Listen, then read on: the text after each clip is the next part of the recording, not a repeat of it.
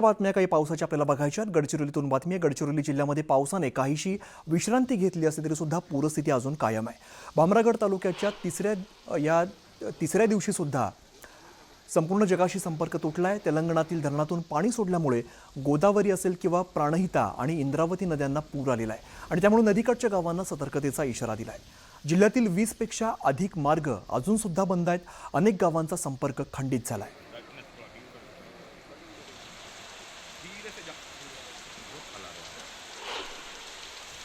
माझ्या मागे आपण बघू शकता ही गोदावरी नदी आहे। नाशिकमधून उगम पावणारी महाराष्ट्रातला तिचा शेवटचा हा प्रवास सिरोंचा तालुक्याच्या सीमेवरून होतो।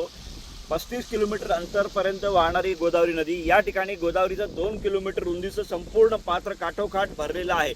या ठिकाणी तेलंगणाच्या श्रीपाद येलंपल्ली आणि कडेम धरणातून सोडण्यात आलेलं पाणी मोठ्या प्रमाणात आल्यामुळे गोदावरी नदीला पूर आला आहे। अनेक ठिकाणी शेतीमध्ये गोदावरीच्या पुराचं पाणी गेलेलं आहे। मात्र या काठावरील गावांना प्रशासनाने सतर्कतेचा इशारा दिला आहे। प्राणहिता, इंद्रावती या 2 नद्यांनाही पूर आलेला आहे, कारण गोसीखुर्द धरणातून मोठ्या प्रमाणात पाण्याचा विसर्ग झाल्यामुळे प्राणहिता नदीलाही पूर आला आहे। त्यामुळे प्राणहिता, इंद्रावती या 2 नदी काठावरील गावांनाही प्रशासनाने सतर्कतेचा इशारा दिला आहे। सगळ्यात महत्त्वाचं म्हणजे आज पाऊस थांबला असला तरी भामरागडचा पूर अजून ओसरलेला नाही।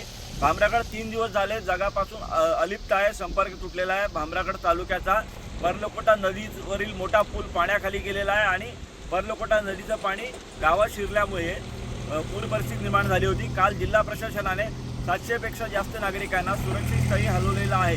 महेश तिवारी, न्यूज 18 मराठी, गडचिरोली।